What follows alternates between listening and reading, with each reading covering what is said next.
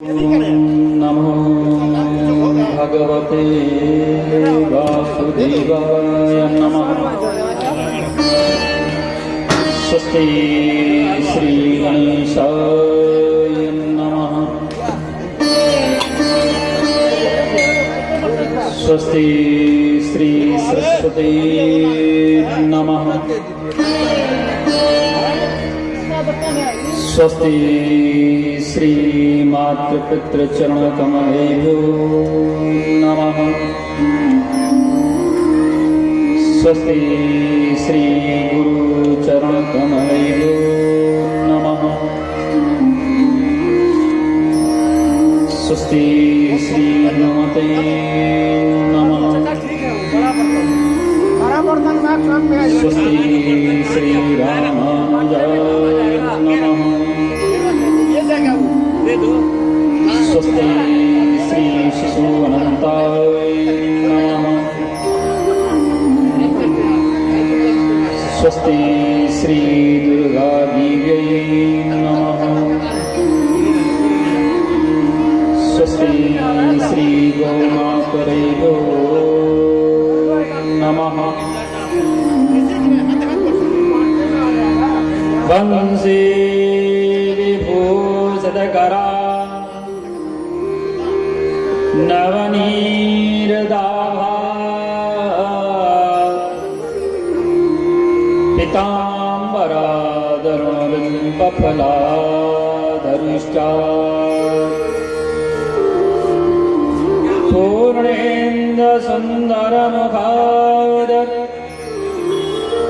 अरविन्दनेत्रा कृष्णात् परं किमपि तत्त्वमहं न जाने। कृष्णं त्वदीयपदपङ्कजपञ्जरान्ते अद्येव मे विशतु मानसराजहंसः। प्रणतप्रयाणसमये कफवात पित्तये कण्ठावरोधनय स्मरणं कुतस्ते। वरहापीडं नटवरवपु कर्णयो कर्णकारं बिभ्रतभास कनककपसंवेजयन्ति च मालाम्। रन्ध्रारवेणोर्धरा सुधया पूरयन् गोपवृन्दैः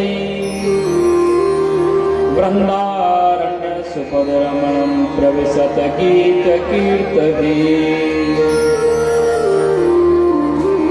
नारायणं नमस्कृत्यं नरं चैव नरोत्तमं देवीं सरस्वती व्यासं ततो जयमुदीरयेत्। श्री राधे मेरी मात हैं, पिता मेरे घनश्याम। इन दोनों के चरण में मेरा बारंबार प्रणाम। राधे मेरी स्वामिनी में राधे तिरदास। जन्म जन्म मोहि दीजियो श्री वृंदावन को वास।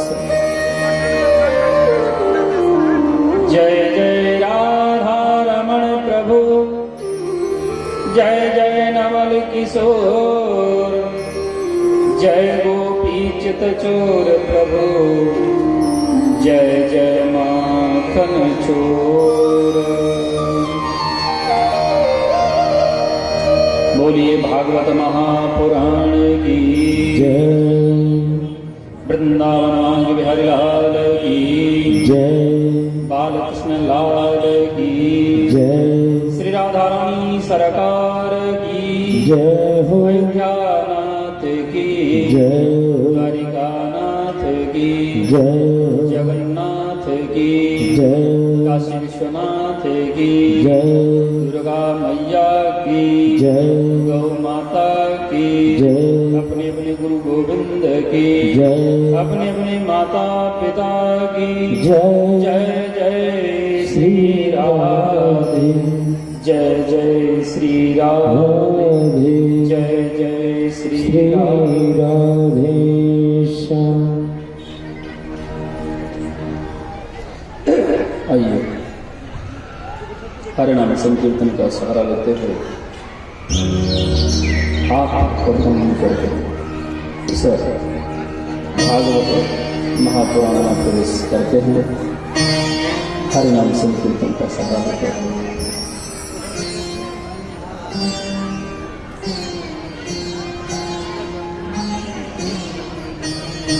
हरे राम हरे राम राम राम राम हरे हरे हरे हरे कृष्ण कृष्ण हरे कृष्ण कृष्ण कृष्ण कृष्ण कृष्ण हरे हरे हरे हरे राम हरे राम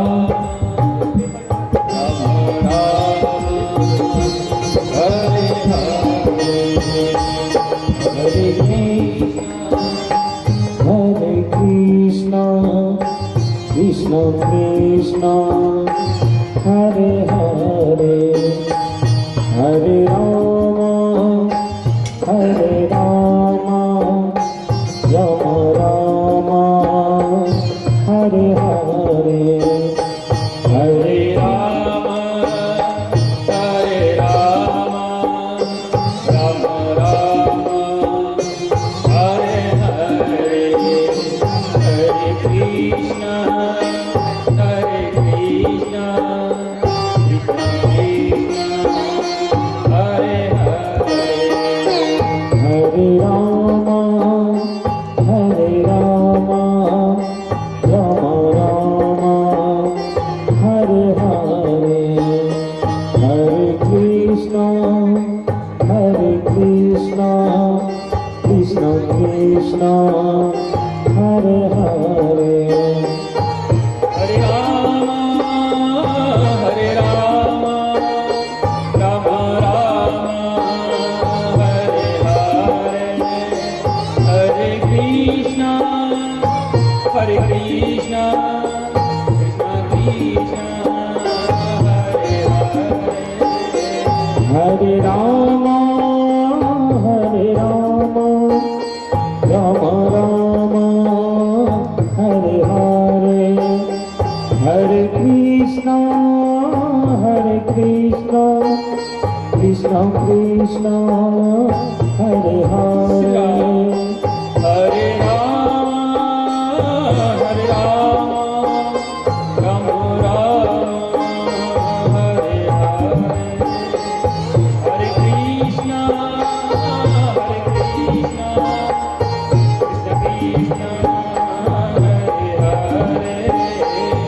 हरे राम राम राम हरे हरे हरे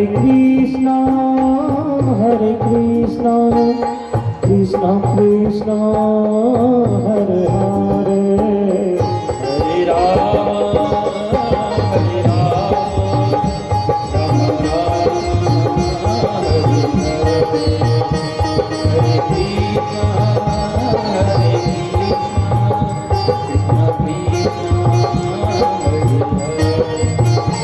हरे राम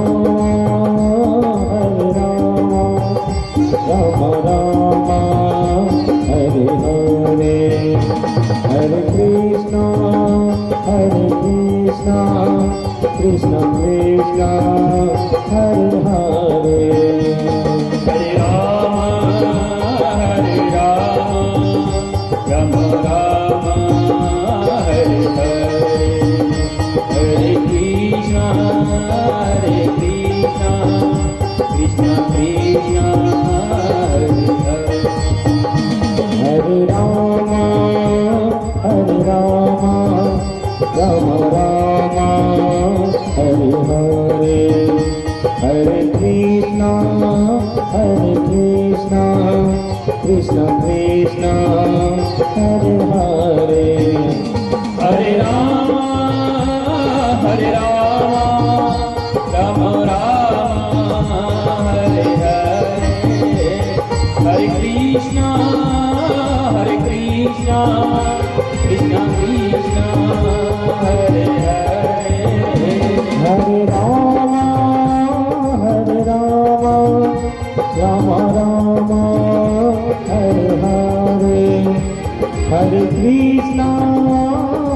कृष्णा कृष्णा कृष्णा हरे हरे हरे राम राम राम हरे हरे हरे कृष्णा कृष्णा कृष्णा हरे राम राम राम हरे हरे हरे कृष्णा कृष्णा कृष्णा हरे हरे हरे राम राम राम हरे हरे हरे कृष्णा कृष्णा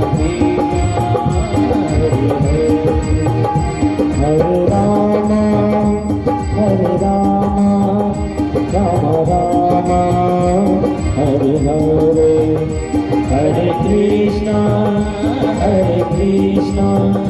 कृष्णा कृष्णा हरे हरे। मुनि भक्त वत्सल भगवान की जय हो।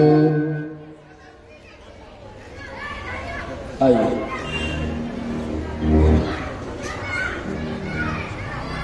परम मंगल में परात्पर अखिलेश्वर लखन हे लखन जी परम मंगल में परात्पर अखिलेश्वर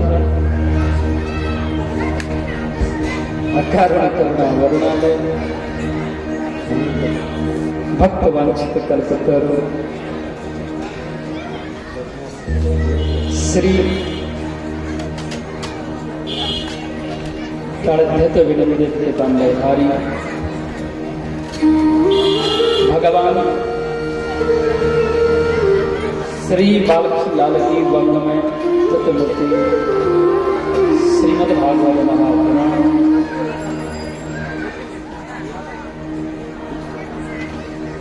दत्त चित्त श्री राधा माधव के चरण कमल का स्मरण करते हुए आप और हम मिलकर के इस श्रीमद् भागवत महापुराण ज्ञान योग के आयोजन में आज पंचम दिवस में प्रवेश करते हैं। आज आपको कुछ अलग वस्तु सुनाते, बैठिए।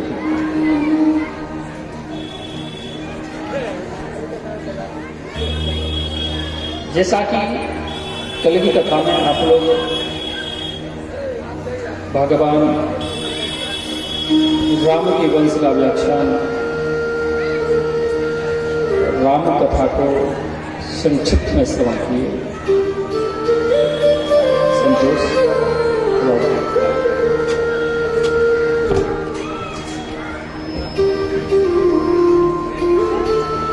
तो रामायण तो एक ऐसा पावन ग्रंथ है कि इसमें जो व्यक्ति जितना प्रवेश करेगा उतना ही डूबता हुआ चला जाएगा।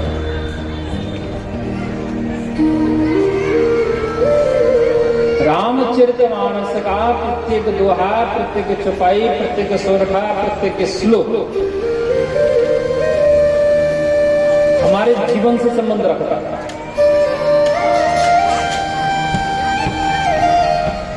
हमारे जीवन से संबंध रखता है।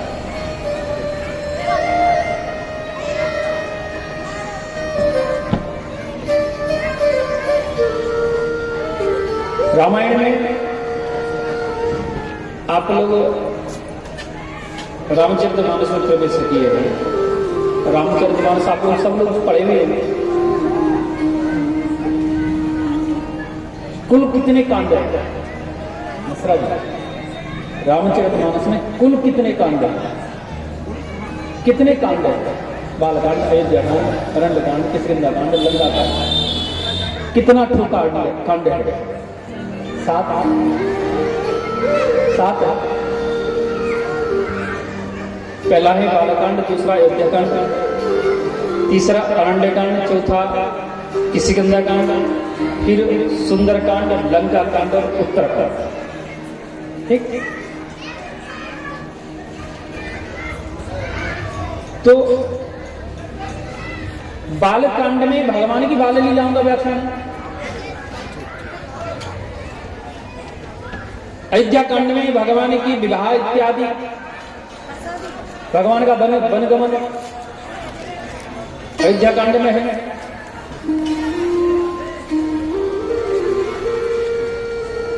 अरण्य कांड में दंडकारण्य की लीला है।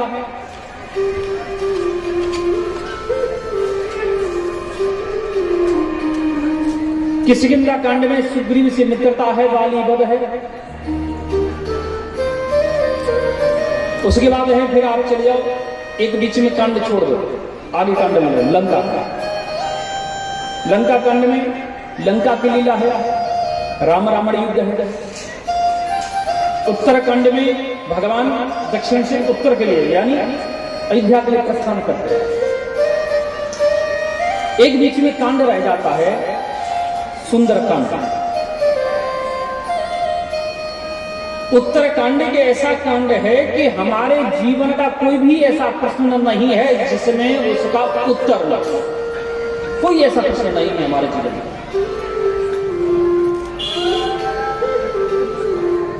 लेकिन सुंदरकांड क्यों रखा?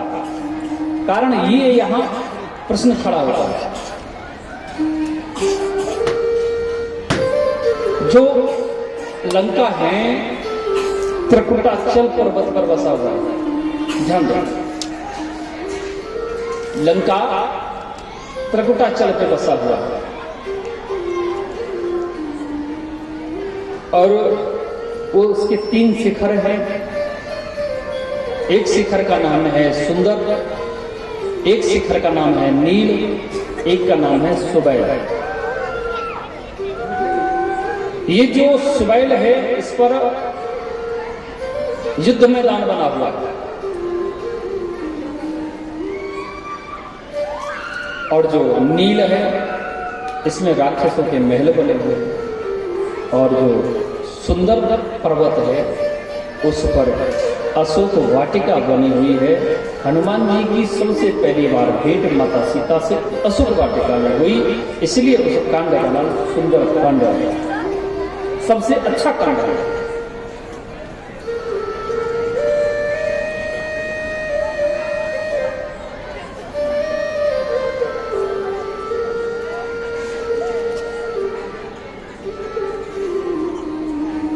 कई प्रश्न हैं जिसमें इसमें तो डूबने वाला चाहिए, जितना डूबेगा उतना डूबता चला जाएगा। अभी आपके पंडाल में केला के पत्ता का खम्भ लगा हुआ है, कल कृष्ण जन्म में लगाया गया था। कोई भी वनस्पति ऐसी नहीं है जिसके पत्ता में बीच में कोई लाइन बना हुआ हो। केला के पत्ता को देख लेना, बीच में नाली जैसा बना हुआ है, यानी केला का पत्ता 2 भाग में बंटवारा है।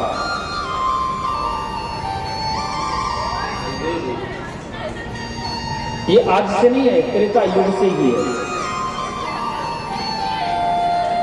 जब भगवान राम रावण वध करके अयोध्या लौट करके आए, दीपावली हो गया, उसके बाद भरत जी के मन में आया कि मैं अपने भैया के आगमन की खुशी में भोज करा, तो एक विशाल भोज का आयोजन हुआ जिसमें समस्त अयोध्यावासी, लंकावासी भी आए, किष्किंधावासी भी आए। अब बाली ये सुग्रीव को निमंत्रण गया था कि सुग्रीव आप अपनी बंदर जाति को लेकर के आइए, यहाँ भोज है, आपका भोजन है। अब बंदर जाति आप जानते ही, दादाजी आप वृंदावन गए हैं? नहीं गए कभी? अभी नाम जाप करो, अभी वृंदावन जाने का आपका समय नहीं आया। बिहारी की कृपा में आएगी, बहुत जल्दी आएगी। और बांकी बिहारी की इच्छा हुई तो आप 2024 में पहुंच जाओगे वृंदावन। चेष्टा करना, कोशिश करना।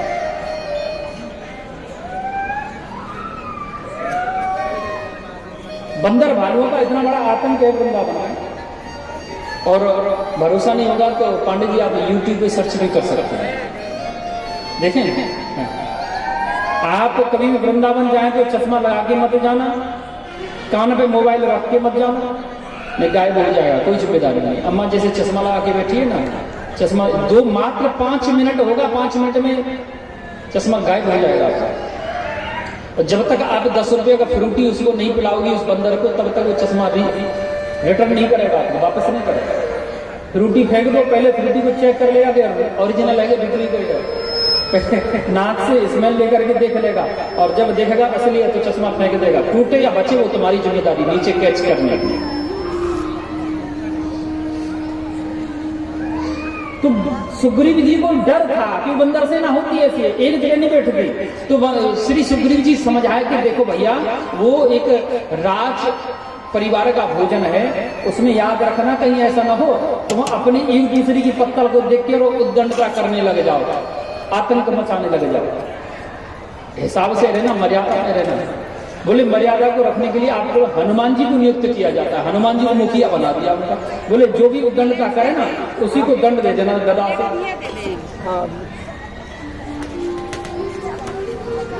सब लोग बैठे गए भोजन में, ध्यान देना, भोजन में सब बैठे गए।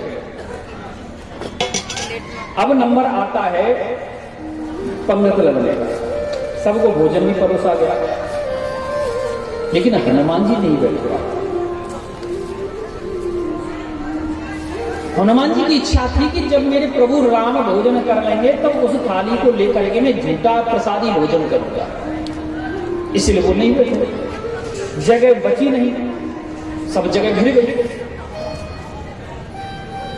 भगवान राम माता पृथ्वी को आज्ञा दिए, माता पृथ्वी ने हनुमान जी के लायक जगह बना दिया बैठने के लिए। हनुमान जी को राम जी कहे कि हनुमान आकर के विराजो, मैं चाहता हूं कि आप मेरे साथ भोजन करें। बोले प्रभु आपका झूठा भोजन अगर मैं खाऊंगा तो चलेगा, लेकिन आप मेरा झूठा भोजन खाएंगे तो ये तो उचित नहीं है, क्योंकि आप स्वामी और मैं आपका सेवक हूं। स्वामी और सेवक की मर्यादा का उल्लंघन हो जाएगा।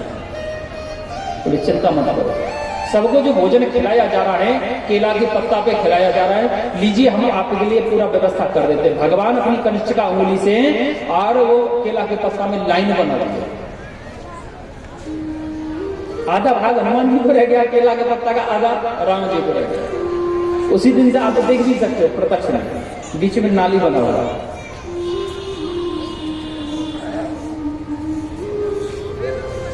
और किसी वनस्पति के पत्ते में नहीं है। इस प्रकार का 2 भाग का बंटवारा है।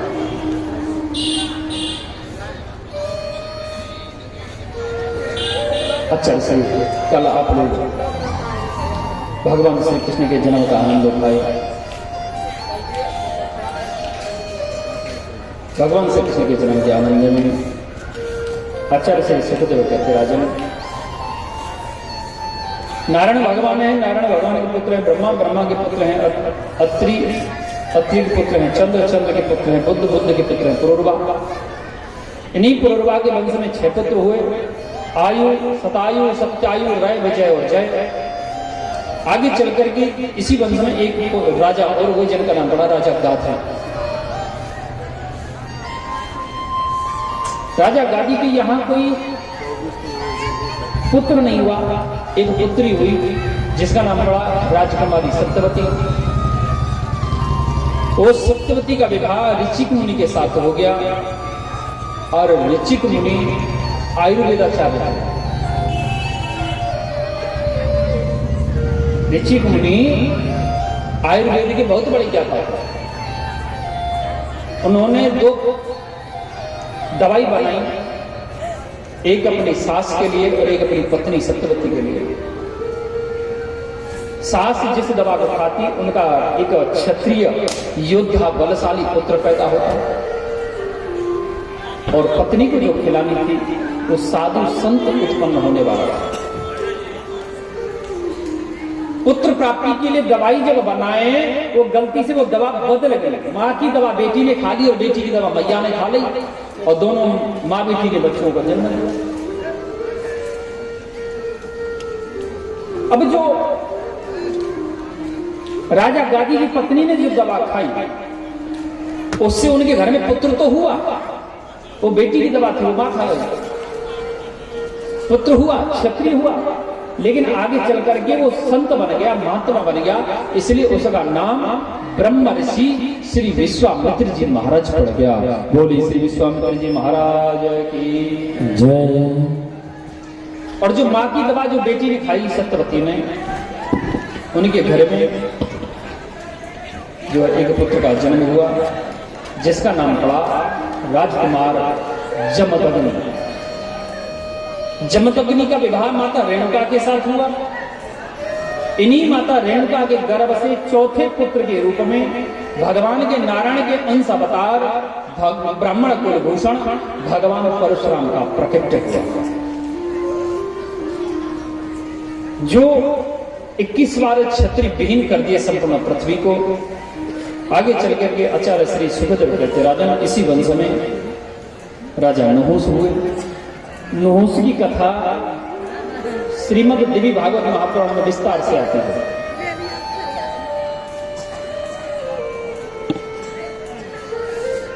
आगे चल करके नहुस के 6 पुत्र हुए, यति ययाति संयाति आयत विजय और कृति।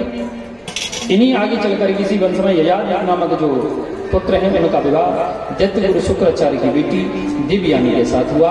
इन्हीं माता देवयानी के गर्भ से एक पुत्र का जन्म हुआ, जिसका नाम पड़ा राजकुमार यदु। अब यहां से ये यदुवंश कहलाया। और जो ययाति के सबसे छोटे पुत्र हैं पुरु, उनका वंश बड़ा अद्भुत है, उनको तो आप सब जानते हैं। महाराज पुरु के घर में करुणा के सागर महाराज एक पुत्र का जन्म हुआ, जिसका नाम पड़ा महाराज संतनु। दुष्यंत महाराज का विवाह राजकुमारी शकुंतला के साथ हुआ। इन्हीं माता शकुंतला के गर्भ से एक पुत्र का जन्म हुआ, जो आगे चल करके भरत जी के नाम से विख्यात हुआ। इसी कारण हमारे भारतवर्ष का नाम भरत पड़ा। भरत 3 हुए, केकई नंदन भरत, ऋषभदेव पुत्र श्री जड़ भरत, और दुष्यंत कुमार शकुंतला नंदन श्री भरत। राम भी 3 हुए, कौशल्या नंदन भगवान ये प्रभु श्री राम, भगवान परशुराम और भगवान बलराम।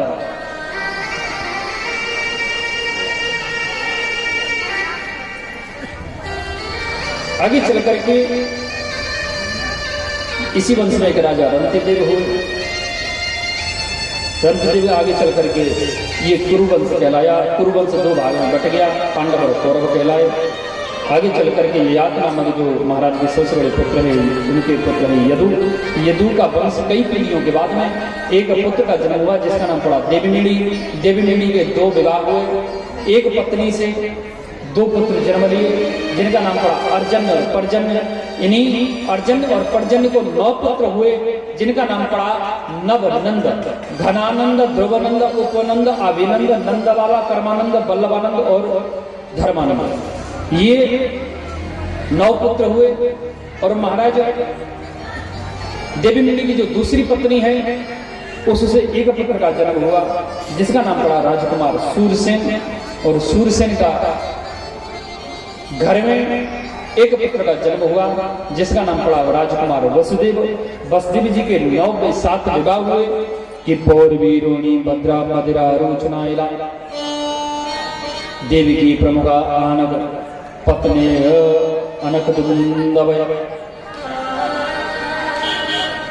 बोले पौरवी रोहिणी भद्रा मदिरा रोचना इला, और सबसे छोटी है देवकी। जो देवकी मथुरा नरेश महाराज उग्रसेन के भैया देवक की पुत्री हैं। धन्यवाद।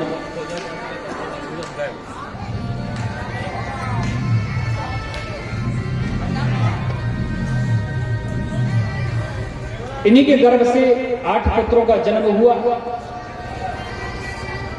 कंस जो महाराज उग्रसेन का बेटा है कंस, वो अपनी बहन चचेरी बहन देवकी के विवाह सूरसेन के पुत्र महाराज वसुदेव के साथ किया, जिनके घर में देवकी के गर्भ से 8 पुत्रों का जन्म हुआ, जिसमें सबसे बड़े पुत्र का नाम है कीर्तिमान। कीर्तिमान, सुसेन, भद्रसेन, ऋजु, समदर्जन, भद्र, शेष अवतारी बलराम और स्वयं नारायण भगवान कृष्ण। ये भगवान कृष्ण मथुरा में अपने मामा कंस की जेल में जन्म लिए। गोकुल में नंद बाबा के घर मैया जसोदा ने इनको पलना झुलाया, द्वारिका में राज्य किए और गोलोक धाम चले गए। इतना कहकर के श्री सुखदेव महाराज शांत हो गए। फिर परीक्षित जी बोले, गुरु जी कृष्ण कथा हो गई क्या? बोले हाँ हो तो गई। भगवान ने मथुरा में जन्म लिया, गोकुल में पलना झूला और वृंदावन में लीला की और द्वारिका में राज्य किए और चले गए। भगवान श्री कृष्ण कुल मृत्यु लोक पर 125 वर्ष 52 दिन तक राज्य किए। 11 वर्ष 52 दिन भगवान ब्रजमंडल में लीला किए, 14 वर्ष भगवान मथुरा में राज्य किए और पूरे 100 वर्ष भगवान श्री कृष्ण द्वारिका में राज्य किए।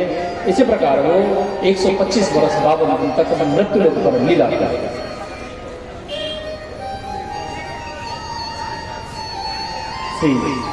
परीक्षित जी बोले, गुरुदेव आपने राम कथा में जो संक्षेपण किया है उससे मुझे कोई कष्ट नहीं हुआ, लेकिन जो कृष्ण कथा में संक्षेपण कर दिया है इससे मुझे आनंद नहीं आया।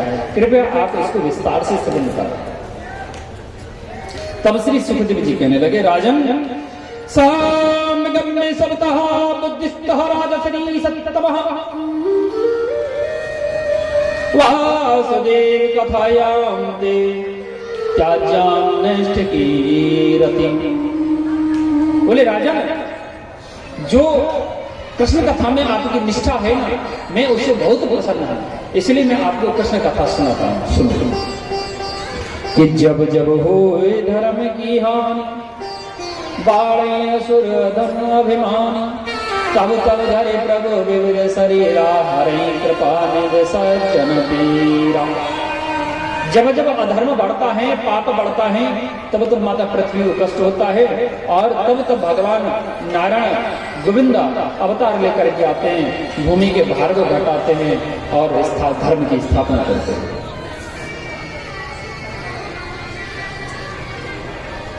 आज माता पृथ्वी महाराज उग्रसेन के पुत्र कंस के पापों से दुखी है। पृथ्वी गौ माता का रूप धारण करके ब्रह्मा जी के पास सभी देवताओं को लेकर के पहुंची। सब लोग स्तुति करने लगे। तब ब्रह्मा जी को आकाशवाणी सुनाई आई कि वासुदेव ग्रही साक्षात भगवान पुरुषः जनिष्यति प्रत्यार्थम भवन्तु सुरस्त्रिय। बोले देवताओं चिंता नहीं करो, समय आ गया है, मैं स्वयं अवतार लूंगा। किसके घर? श्री वसुदेव जी के घर। वासुदेव ग्रही साक्षात भगवान पुरुषः।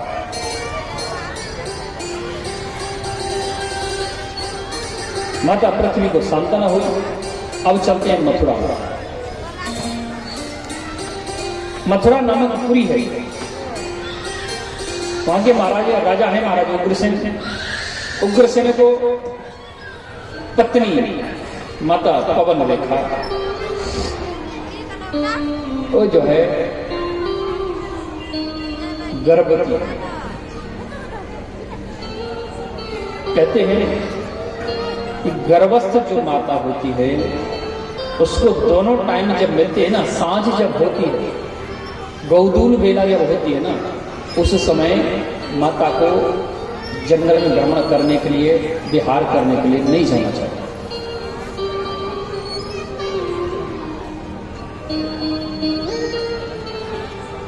जो माता दिन के चतुर्थ प्रहर में यानी संध्या के समय गर्भ धारण करती है, उसकी संतान निश्चित ही दुराचारी दुष्ट होते हैं। शाम के समय माताओं को गर्भ धारण नहीं करना चाहिए। गर्भ धारण करने का उपयुक्त समय है रात्रि का दूसरा, तीसरा, चतुर्थ चरण। दूसरा, तीसरा चरण सबसे उपयुक्त है।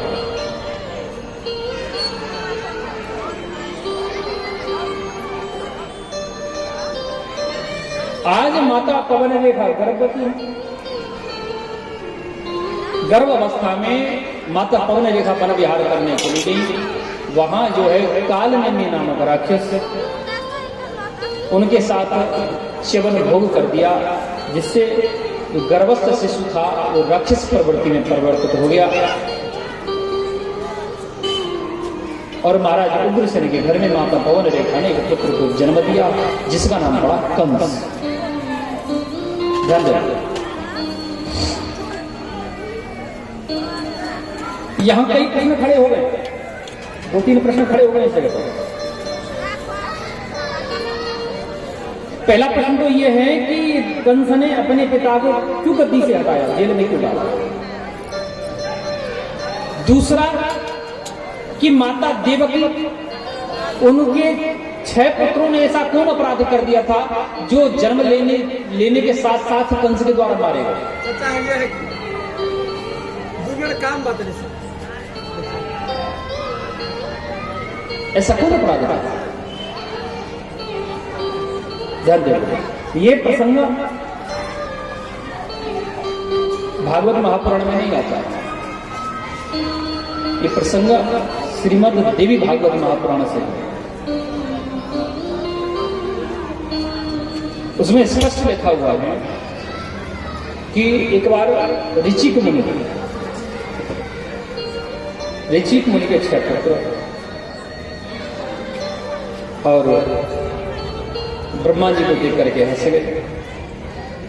ब्रह्मा जी कहने लगे, ऋषिष्ठो तुम साधु के पुत्र हैं, संत के बेटा हैं, तो आपने जो है हमारा अपराध किया है, इसलिए आपको मैं श्राप देता हूं। तो आप जो है राक्षस पुत्र, वो 6 पुत्र कालनेमी नामक राक्षस के घर पुत्र बन करके आए। अब कालनेमी के घर में जब पुत्र बने तो उनको पूर्व जन्म का स्मरण था कि हम ऋचिक मुनि के पुत्र थे, ब्रह्मा जी का अपराध किए जिसके कारण राक्षस बन गए। तो उन्होंने राक्षस कुल में जन्म लेने के साथ साथ भगवान का भजन करना प्रारंभ कर दिया। ये बात महाराज कश्यप के पुत्र राजा दैत्यराज हिरण्यकश्यप को पता चल गया, क्योंकि हिरण्यकश्यप भूत भविष्य और वर्तमान देखने वाला था।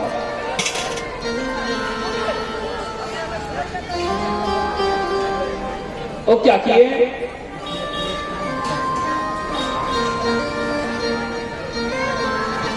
जैसे 56 ऊपर लगा।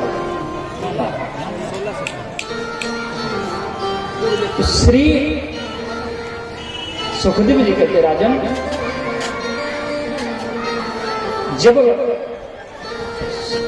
हिरण्यकश्यप को पता चला तो हिरण्यकश्यप क्या किए, हिरण्यकश्यप उन पुत्रों को श्राप दे दिया कि रे दुष्टो जाओ, मैं आपको श्राप देता हूं कि आपने राक्षस कुल में जन्म लेकर के राक्षसी परंपरा को तोड़ा है,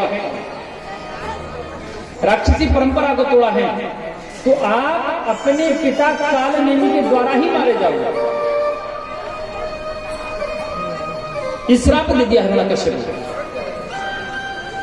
और लेकर के उनके ऊपर माया का प्रभाव बना दिया, जिससे वो योग निद्रा में सो गए। कुछ समय के बाद द्वापर युग में उनकी जागृति हुई, तब उन्होंने एक एक करके माता देवी जी के गर्भ से जन्म लिया और कंस कालनेमी ही कंस बन करके आया। इसलिए कंस के द्वारा देवी के गर्भ से जन्म लेने के कारण वो 6 पुत्र मारे गए। आज कंस का जब जन्म हुआ तो ज्योतिषाचार्य आकर के कहने लगे कि बोले, हे महाराज उग्रसेन, आप इस पुत्र को त्याग दो, ये पुत्र आपके वंश को निर्वंश करने वाला है। ऐसा कहा। उन्होंने क्या किया, ये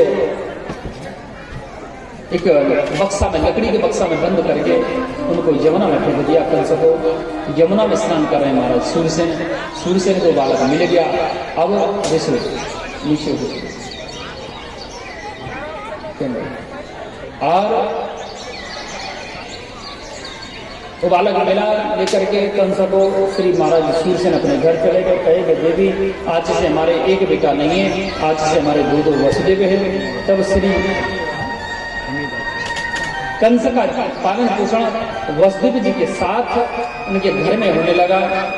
तो एक दिन नारद जी ने आकर के सारा वृतांत कंस को बता दिया।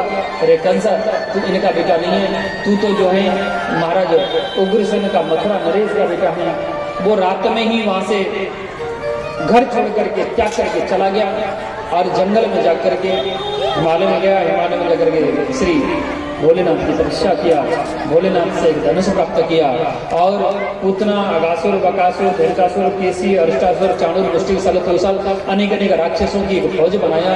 मथुरा पे आक्रमण किया, जिससे अपने पिता महाराज उग्रसेन को उठा करके जेल में डाल दिया। स्वयं राजा बन करके बैठ गया। जब राजा बने के बैठा तो उनकी देवक की पुत्री माता देवकी बड़ी होने लगी। तो कंस और वसुदेव जी की मित्रता थी। वसुदेव जी की पराक्रम के बारे में कंस जानता था। तभी वो क्या किया, अपनी बहन देवकी का विवाह श्री वसुदेव जी के साथ सुनिश्चित करके उनको पाणी ग्रहण संस्कार करा दिया। और बहुत प्रेम करता था देवकी को कंस। तो अपने रथ में देवकी वसुदेव को लेकर के मथुरा से विदा करने के लिए जा रहा है। तभी आकाशवाणी सुनाई आई कि रे दुष्ट, जितने प्यार से तू अपनी बहन को विदा कर रहा है, इसका 8वां गर्भ तेरा काल होगा। जब ये आकाशवाणी सुनी तो कंस बोला कि काल तो तब पैदा होगा जब देवकी रहेगी, मैं देवकी की हत्या कर देता हूं। देवकी के ऊपर में खड़ग लेकर के जैसे आतुर हुआ, कैसे पड़ गए, रथ से खींच लिया, काटने के लिए तैयार हुआ।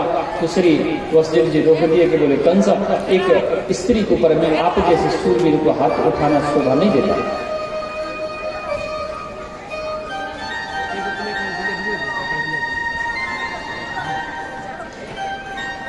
बोले मैं वचन देता हूं कि इनको जितनी भी संतान होंगी सब आपको देते जाऊंगा। श्री कंस क्या किया, माता देवकी और वसुदेव जी को लेकर अपने जेल में डाल दिया। समय के चलते माता देवकी ने 6 पुत्रों को जन्म दिया। कंस उनको मार दिया। 7वां गर्भ नष्ट हो गया। स्वयं भगवान शेष अवतारी उत्पन्न हुए। गर्भ माता देवकी का आकर्षण करके और माता रोहिणी के गर्भ में जो वसुदेव जी की दूसरी पत्नी है उनके गर्भ में प्रवेश करा दिया, जिससे इनका नाम संकर्षण पड़ गया। बोलिए श्री संकर्षण भगवान की जय। संकर्षण पड़ा। इधर 8वां में स्वयं नारायण भगवान आए। नारायण भगवान का कल आप भगवान श्री कृष्ण का जन्म आनंद कल आप लोग उठाए। श्री वसुदेव जी सूख में रख करके रात में आधी रात है, भादों का महीना है, कृष्ण पक्ष है, अष्टमी तिथि है, रोहिणी नक्षत्र है, भगवान अवतार लिए और श्री वसुदेव जी उनको लेकर के गोकुल गए। गोकुल में मैया यशोदा की बगल में लाला को सुलाए दियो और वहां से कन्या को लेकर के आए। जैसे ही कन्या को लेकर के जेल में आए तो जेल में आने पर माता देवी की गोदी में वो कन्या दी।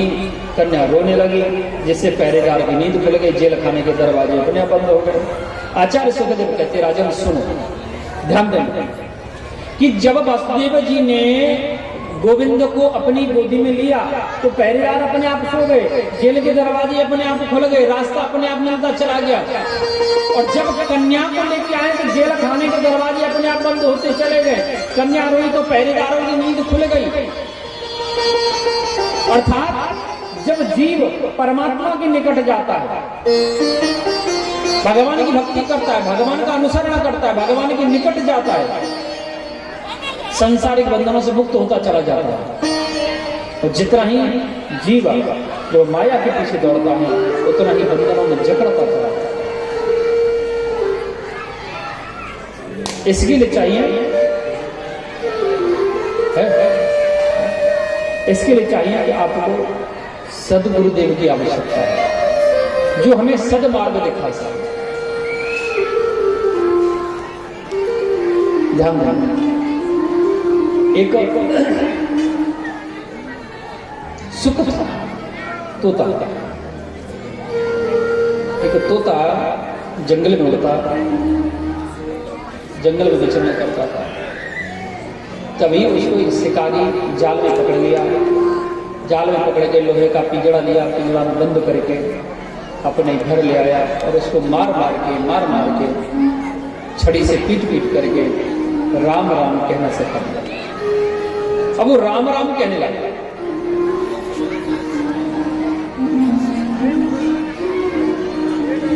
तो सब उसको देख के प्रसन्न होते हैं, बोले राम राम बोलता है, बोले सुख बोलो राम राम, बोले राम राम।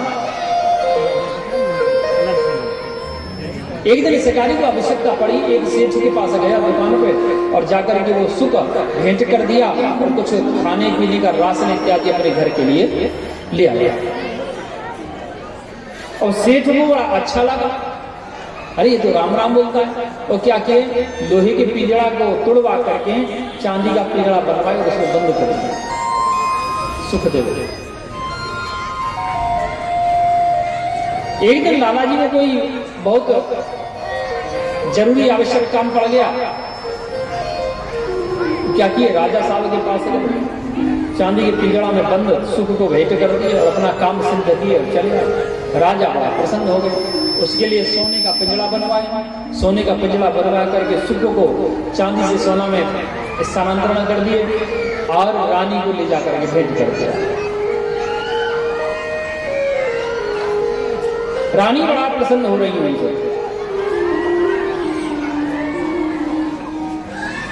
जब रानी ने देखा कि राम राम बोलता है तो बहुत आनंद लेने लगे। अब एक रानी के यहाँ पंडित जी आते हमारे जैसे कथा सुनाने के लिए, रोज सत्संग करते रानी के यहाँ, रानी के महलों में, और अंत में जयकार लगाते कि राम कहे से बंधन छूटे, राम कहे से बंधन छूटे। सब लोग बोलो, बोले जय राम, बोले श्री राम। जब पंडित जी ये कहते कि राम कहे कि बंधन छूटे, सुखदेव बोल देता उस पिंजड़ा से, सुख बोलता ए तुम मत बोलो, ये सब पंडित छूटे। कहता है कि तुम राम राम मत बोलो, ये पंडित जी झूठ बोलता है। राम राम कहने से बंधन कटता नहीं है, बंधन बढ़ जाता। पंडित जी बड़ा कष्ट में, अरे कि ये तो मरवाएगा, है मरवाएगा निश्चित। जाकर के पंडित ने अपने गुरु जी को सारा वृतांत बताया। बोले गुरु जी ऐसे ऐसे बड़ी समस्या खड़ी हो गई, मैं कहता हूं कि राम कहे से बंधन छूटता है और सुख कहता है कि नहीं छूटे। मैं कहता हूं राम कहे से बंधन छूटे और वो कहता है तुम मत कहो रे पंडित झूठे। बोले सुख से मेरी भेंट करा। गुरु जी बोले सुख से मेरी भेंट करा। बोले चलो। अब गुरु जी को लेकर के पंडित जी सुखदेव जी के पास पहुंचे। वो सुख वो तोता को जाकर के दिखाई के बोले यही है। बोले बेटा आप कैसे प्रमाणित कर सकते हो कि राम कहने से बंधन छूटता नहीं, बंधन बढ़ जाता। बोले महाराज मैं निष्कंटक आकाश में विचरण करता था, शिकारी मुझे पकड़ लिया और लोहे के पिंजरा में बंद कर लिया, मारने लगा। तो उसके डर से मैं राम राम कहने लगा। जब मैं राम राम कहा तो वो मुझे ले जाके लाला जी को भेंट कर दिया। लाला जी ने लोहे से निकाल के चांदी में बंद कर दिया।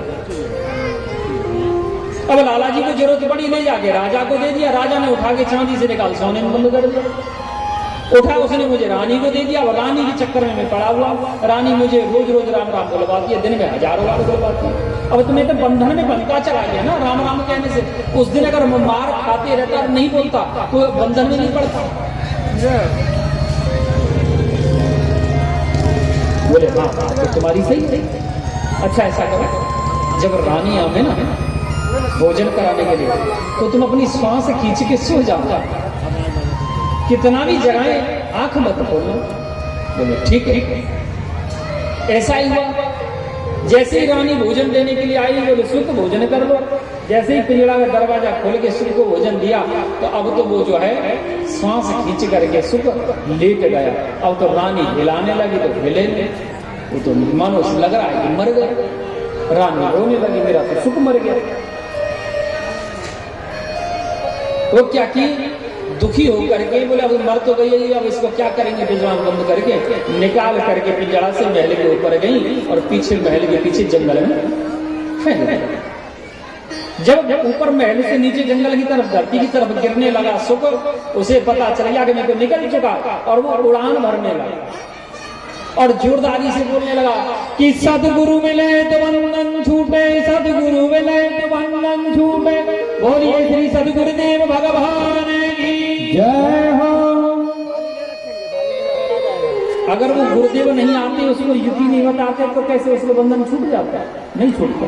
इसलिए कहा है राम कहे से बंधन छूटे, नहीं, सदगुरु मिले तो बंधन छूटे। तभी तो कहते हैं संतन के संग लागे रे तेरी अच्छी बनेगी, संसन के संग लागे तेरी अच्छी बनेगी, संसन के संग लागे तेरी अच्छी बनेगी,